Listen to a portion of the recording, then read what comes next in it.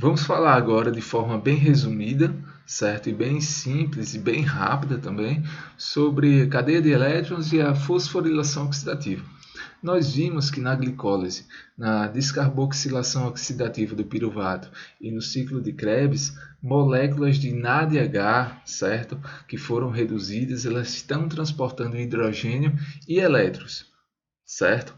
Esses hidrogênios e esses elétrons, eles vão ser carregados para esse complexo aqui de proteínas que se encontram na membrana interna da mitocôndria. A mitocôndria, como vocês podem ver, elas possuem duas membranas, membrana externa e membrana interna. Então, a cadeia de elétrons ela vai acontecer no interior da mitocôndria, na membrana interna, certo? Nós podemos ver aqui um complexo de 4 proteínas e temos aqui o auxílio da ubiquinona Q, né, a coenzima Q, e o citocromo C, que vão ser extremamente importantes nessa cadeia de elétrons. Temos também aqui a enzima ATP sintase, que tem um papel fundamental na geração do ATP, como nós vamos ver agora.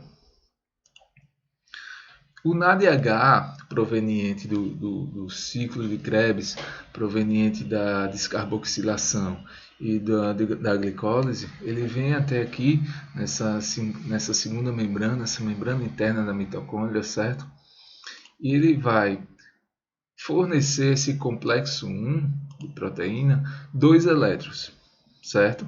O NADH vem aqui e deixa 2 elétrons. Ele vai ser reoxidado, certo? Ele volta a ser NAD+, ele perdeu elétrons, ele foi oxidado, certo? Esses 2 elétrons, eles estão carregados de energia, certo? E ao chegar aqui no complexo 1, ele vai fazer com que esse complexo 1 ele bombeie hidrogênio, certo? H+, para esse meio aqui entre as duas membranas da mitocôndria. Então, o elétron, quando ele chega aqui no complexo 1, ele vai fazer com que 4H+, sejam bombeados desse meio interno aqui da mitocôndria para esse meio entre as membranas dela. 4H+ vão atravessar a membrana interna, certo? Até esse meio aqui entre as membranas, 4H+. Esses 2 elétrons vão ser transportados pela ubiquinona, certo? Até o complexo 3. Então tem esse detalhe. Do complexo 1, ele vai pular para o complexo 3. Isso aqui no caso de NADH.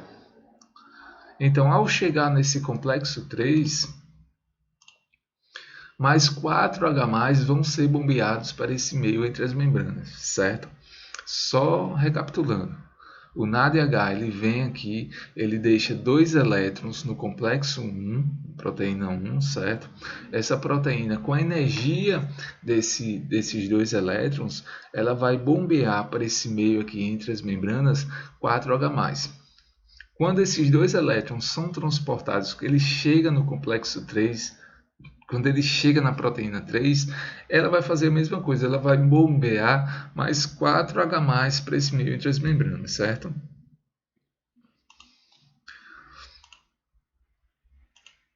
Após passar pelo complexo 3, o citocromo C ele vai transportar esses 2 elétrons para o complexo 4. Quando esses 2 elétrons eles chegam no complexo 4, ele já não possui tanta energia quanto ele possuía quando chegou no complexo 1, certo? Então, ele só vai fornecer energia suficiente para o complexo 4 bombear 2H+ para esse meio entre as membranas. Após isso, esses 2 elétrons eles vão ser transportados para o interior da mitocôndria, certo? Onde eles vão ser juntados a moléculas de O2 e vai ser produzido água, H2O, certo? Dessa junção aqui, dessa eletricidade que vem do complexo 4, se junta ao O2, ele se reparte aqui o O2 e vão ser formadas moléculas de água, certo? Então, para a gente transformar, para a gente produzir o ATP, certo? É necessário o ADP. Lembrando que o ADP ele possui só 2 fosfatos, então é necessário que que surja um terceiro fosfato para que seja juntado a esse ADP. Então, onde está esse fosfato? Esse fosfato ele se encontra aqui nesse meio entre as membranas, certo? O que é que acontece? Esse meio externo aqui da membrana, dessa segunda membrana da mitocôndria, ele está carregado positivamente. E o meio interno aqui da segunda membrana, ele está carregado negativamente. Existe aqui esse mecanismo do carreador de fosfato, que também se encontra nessa segunda membrana da mitocôndria, certo? Acontece que os átomos de hidrogênio, o H+, que se encontra nesse meio aqui positivo, ele vai ser atraído pelo meio negativo, certo? Então, o que é que acontece? O H+, ele vai ser transportado para dentro aqui dessa região da mitocôndria, ele vai ser transportado pela membrana luz através do carreador fosfato. E quando o H+ ultrapassar essa membrana, ele vai trazer com ele essa molécula de fosfato inorgânico, certo? Pronto, o H+ ele é transportado aqui para dentro, traz junto dele o fosfato inorgânico. Acontece que mais 3 H+ vão ser atraídos para o interior dessa segunda membrana da mitocôndria. Esses 3 H+ eles vão passar pela ATP sintase, certo? Por essa enzima que se encontra aqui nessa segunda membrana. O que é que acontece? Quando esses 3 H+ passam pela ATP sintase, ela vai girar, ela vai vibrar, certo? Então, o ADP que se encontra aqui nesse meio interno, juntamente com o fosfato inorgânico, vão ser transformados pela ATP sintase. Quando ela girar, quando ela vibrar, vão ser transformados em uma molécula de ATP, certo? Então, o ATP gerado aqui pelo NAD, nós vimos aqui que o NADH, ele gerou energia, ele forneceu a energia necessária para serem bombeados aqui, ó, 4H+ pelo complexo 1, 4H+ pelo complexo 3 e 2H+ pelo complexo 4. Então, totalizando um total de 10H+. Só para recordar. O NADH, quando ele chega nesse complexo de enzimas, além de fornecer os 2 elétrons, ele, através desses 2 elétrons fornecidos, ele vai fornecer energia necessária e suficiente para que sejam bombeados esses 10H+ para esse meio entre as membranas, certo? 4H+ vão retornar para esse meio interno através do carreador fosfato e da ATP sintase. Então, o que nos leva a concluir que a cada 4H+, certo, vão ser gerados um ATP. Então, se o NADH ele forneceu energia necessária para ser bombeados 10H+, então nós temos aqui energia suficiente para quê? Para formar 2 moléculas de ATP, esses 4H+ do complexo 1 mais 4H+ do complexo 3, e 2H+ que sobram vão ser energia suficiente para gerar meio ATP, certo? Só recapitulando, um NADH, 10H+, certo? Que são bombeados, e se a gente fazer essa divisão, a cada 4H+, nós temos um ATP que vai ser gerado pela ATP sintase, certo? Como retornam 4H+ aqui, para trazer um fosfato inorgânico, e 3 pela ATP sintase, então temos aqui um NADH, mais 4 ATPs, 4H+, perdão, gerando um ATP, 4H+ gerando ATP e 2H+ gerando meio ATP. Certo? Então, a cada NADH fornecendo 2 elétrons, vão ser bombeados 10H+. E a cada 4H+, nós temos um ATP. Esses 2H+ aqui, eles vão fornecer energia necessária para meio ATP, o que nos leva a concluir que a cada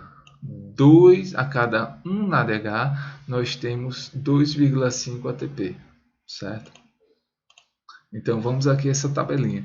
A glicólise ela produz 2 NADH.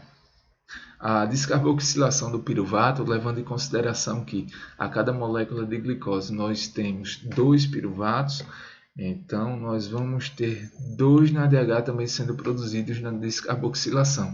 E no ciclo de Krebs Também levando-se em consideração que duas moléculas de piruvato, quando elas são descarboxilizadas, são transformadas em acetil-CoA, e esse acetil-CoA ele é condensado, ele entra no ciclo, então nós temos dois ciclos acontecendo concomitantemente, certo? Então nós temos a produção de 6-NADH.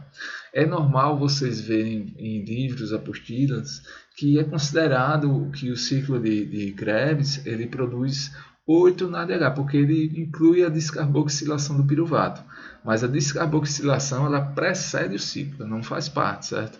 Mas é normal, é bem comum a gente encontrar na literatura que o ciclo de Krebs ele gera 8-NADH, certo? Isso é só um detalhe, não precisa se preocupar tanto com isso.